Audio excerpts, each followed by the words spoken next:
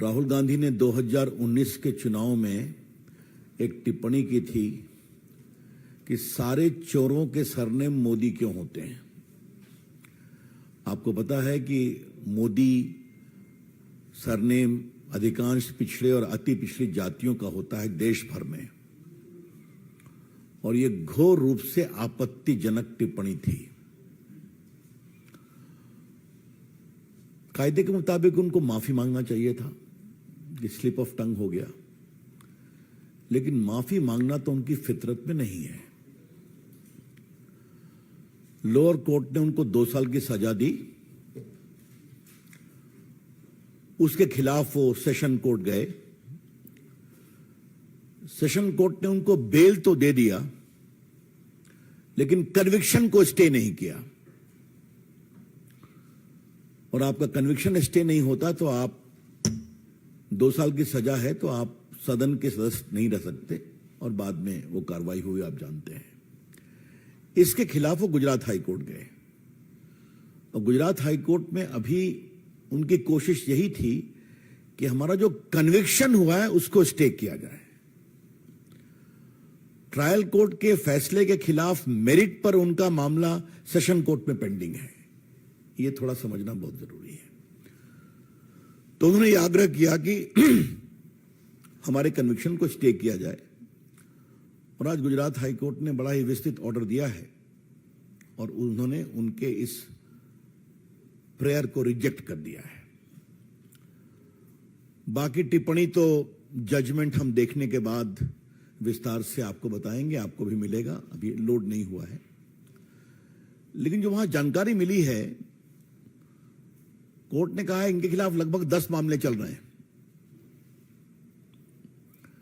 इसलिए कोई reasonable ground नहीं है स्टे करने का। जहां तक डिफेमेशन का सवाल है, Rahul Gandhi is a habitual offender. मानहानि के मामले में राहुल गांधी आदतन अपराधी हैं, और यह बात हम बहुत जिम्मेवारी के साथ कहना चाहते हैं। अगर आप उनके पूरे देखें राजनीतिक टिप्पणियों को, तो विदेश में जाके वो भारत के लोकतंत्र का अपमान करते हैं, डिफेम करते हैं, भारत की संस्थाओं का डिफेमेशन करते हैं, चाहे वो इलेक्शन कमीशन हो। अब तो मीडिया को भी डिफेम करते हैं कि आप बिके हुए हैं।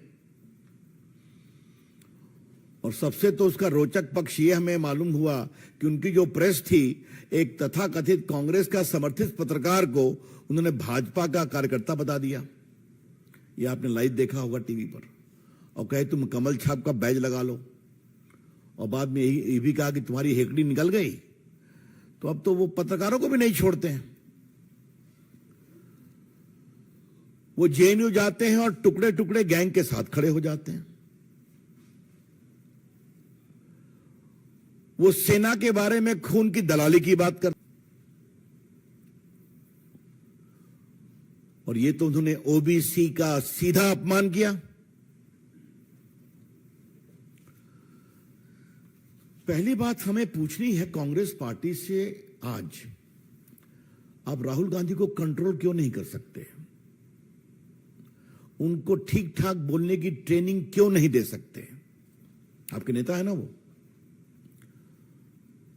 अगर इसी ओबीसी मामले में वो माफी मांग लिए होते तो मामला खत्म हो गया।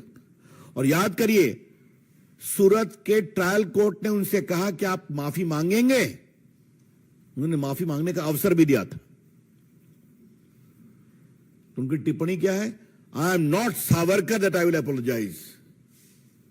एक महान देशभक्त वीर सावरकर, जिसने 11 साल अंडमान में गुजारे, उसके बारे में कितनी नफरत है उनके दिल में, ये समझिए आप।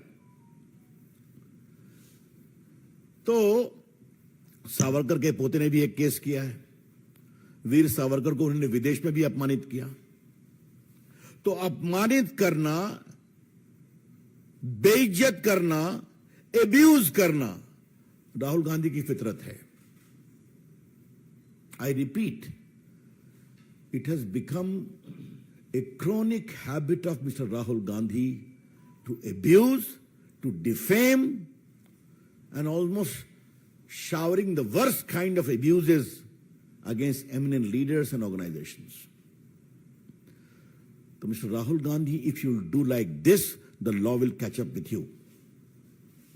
राहुल गांधी, अगर आप इस तरह के ये बात को समझेंगे कि लोगों को अपमानित करना आपका अधिकार है, तो कानून का भी अधिकार है कि आपको पकड़ा जाए, और जो आपके अपमान से पीड़ित होता है उसको भी अधिकार है कि वो अपने सम्मान की रक्षा के लिए न्याय का सहारा ले।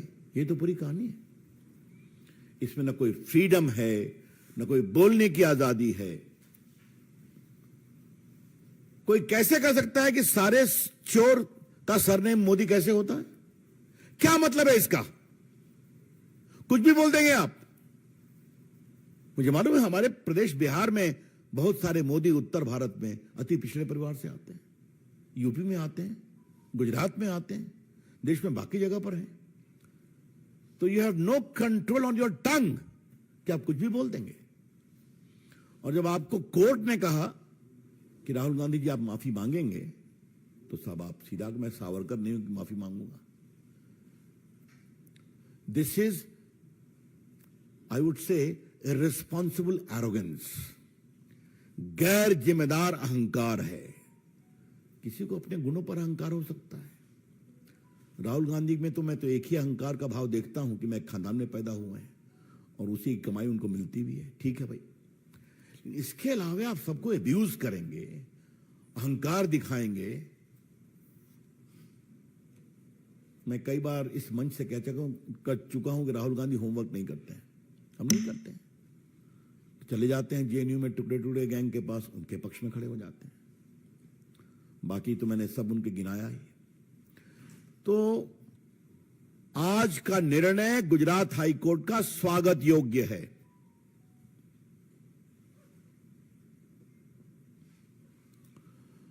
एक मैं और बात कहना चाहता हूं, और ये मैं कानून के छात्र के रूप में कहना चाहता हूं। अभी प्रायोजित टिप्पणियां कांग्रेस की ओर से आएंगी, आ सकती हैं कि इतना हार्श पनिशमेंट क्यों दिया। तो हमारा जवाब है, इतना हार्श ऑफेंस क्यों किया? कोई पहली बार किया क्या? Mr. Rahul Gandhi, your conduct has disentitled you from getting any remission as far as sentence is concerned. Court ने तो आपसे कहा था आप माफी मांग लीजिए, विषय को खत्म करिए, तो उस पर तो आपने और, तो इसलिए अगर आप 10 केस आपके खिलाफ चल रहे हैं तो चले। तो इसलिए ये निर्णय उचित है। अब वो जाएं, सुप्रीम कोर्ट जाने की मैं खबरें सुन रहा हूं, ठीक है, उनका अधिकार है। लेकिन ये जो विधि सम्मत निर्णय आया है, ये उचित निर्णय है।